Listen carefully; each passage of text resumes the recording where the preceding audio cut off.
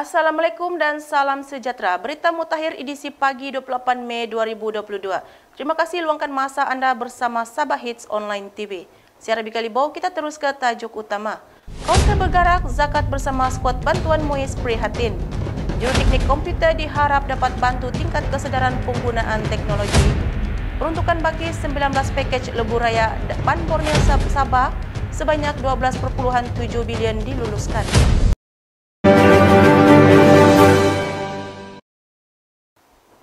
Ketua Menteri Sabah yang amat berhormat Datuk Seri Panglima Haji Haji Noor telah melancarkan kenderaan bergerak untuk MUIS melaksanakan hikmat secara inovasi di mana 3 buah lori akan dijadikan kaunter bergerak untuk melaksanakan proses zakat, pengagihan zakat dan yang berkaitan. Menteri Tugas-Tugas Khas Sabah Datuk Dr. Muhammad Arifin Muhammad Arif berkata, ia melibatkan 6 buah kenderaan lori masing-masing 3 akan digunakan sebagai unit kaunter bergerak zakat, manakala 3 buah lagi akan digunakan bagi skuad bantuan MUIS prihatin. Menurut Muhammad Arifin, pelaksanaan kaunter bergerak dan MUIS prihatin itu merupakan salah satu inisiatif MUIS berdasarkan Hala 7 Sabah Maju Jaya untuk memperkasa, memudahkan dan menginovasi usaha-usaha membantu umat Islam selain membantu rakyat.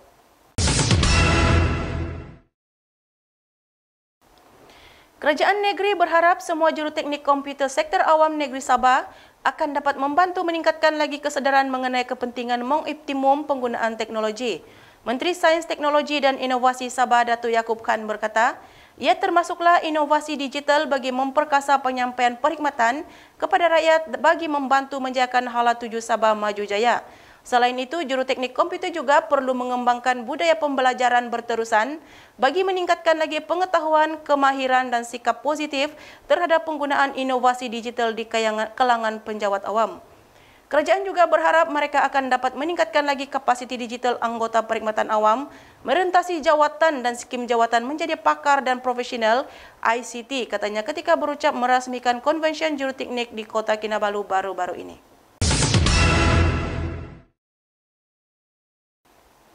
Pembukaan cawangan agrobank di daerah Telupit merupakan satu usaha strategik yang berterusan demi pembangunan golongan unserved dan underserved.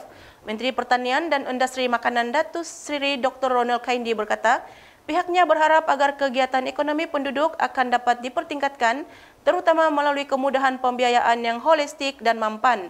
Ketika berucap pada Majlis Peresmian Agrobank Telupit, beliau berkata daerah Telupit terletak 232 km dari Kota Kinabalu dan 130 km dari Sandakan, dan beliau memahami permasalahan yang dihadapi penduduk di kawasan tersebut yang memerlukan perkhidmatan perbankan bagi urusan harian. Ronald yang juga ahli Parlimen Beluran berharap agar kerjasama strategik bersama Agrobank ini akan terus diperkukuh pada masa akan datang.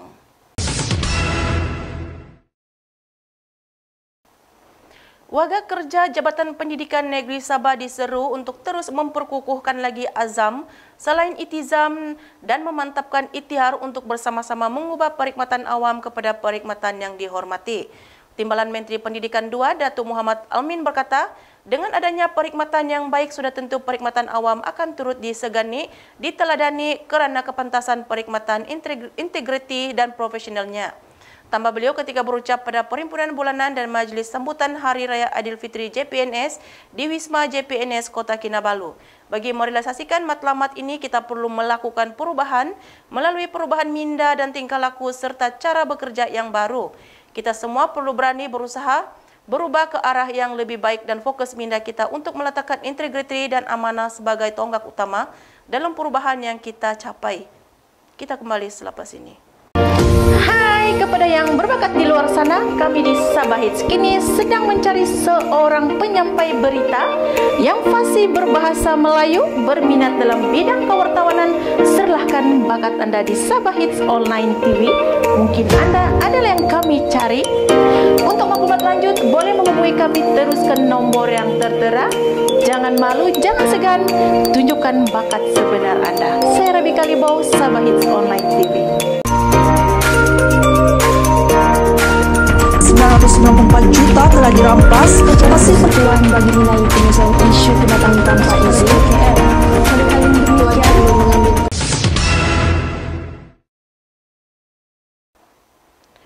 Bertemu kembali, 3 pemandu berdepan detik cemas apabila dahan pokok tumbang dan mengempap kenderaan yang dipandu mereka dalam keadaan angin kencang dan hujan lebat di Jalan Tuaran Likas petang kemarin. Kejadian dalam jam 5.50 petang itu, ketiga-tiga pemandu dimaklumkan selamat tanpa seberang kecederaan. Jurucakap Pusat Operasi Jabatan Bomba dan Penyelamat Malaysia Sabah berkata, pihaknya menerima panggilan kecemasan pada jam 5.55 petang dan susulan laporan itu sepasukan 7 anggota dan pegawai bersama sebuah jentera dari Balai Bomba dan Penyelamat Kota Kinabalu dikerah ke lokasi kejadian. Dimaklumkan tiada mangsa yang dilaporkan cedera dan operasi telah tamat pada 6.22 petang kemarin.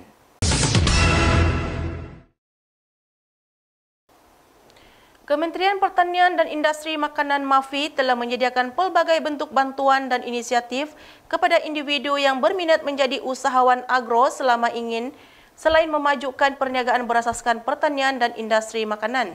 Menterinya Datuk Seri Dr. Ronald Kaindi berkata, ia merupakan antara usaha berterusan kementerian bagi meningkatkan tahap sara diri, seterusnya meningkatkan lagi kestabilan jaminan bekalan makanan negara.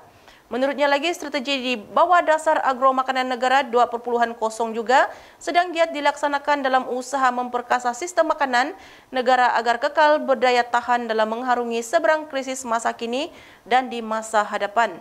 Dalam ucapan beliau pada Majlis Perasmian Agrokona Agrobank Telupit kemarin, beliau menyeru agar lebih ramai lagi usahawan khususnya belia melibatkan diri dalam sektor agro makanan agar usaha berterusan sekuriti makanan ini dapat ditingkatkan. Kita kembali selepas ini. Hai kepada yang berbakat di luar sana, kami di Sabah Hits kini sedang mencari seorang penyampai berita yang fasih berbahasa Melayu, berminat dalam bidang kewartawanan. Serahkan bakat Anda di Sabah Hits Online TV. Mungkin Anda adalah yang kami cari. Untuk maklumat lanjut, boleh menghubungi kami terus ke nomor yang tertera. Jangan malu, jangan segan, tunjukkan bakat sebenar Anda. Saya Rabi Kalibau, Sabah Hits Online TV. 994 juta telah dirampas, masih berpeluang bagi nilai penyelesaian isu kedatangan tanpa izin KL. Kali-kali demikian belum mengambil. Bertemu kembali. Bagi 19 daripada 35 pakej kerja fasa pertama projek pembinaan Lebuh Raya Pan Borneo Sabah akan dilaksanakan menggunakan peruntukan Kerajaan Persekutuan, kata Menteri Kanan Kerja Raya Datuk Seri Fadila Yusof. Beliau berkata pihaknya tidak akan melaksanakan projek itu menerusi inisiatif pembiayaan swasta PFI seperti yang dicadangkan oleh Kerajaan Negeri bagi mempercepatkan projek itu.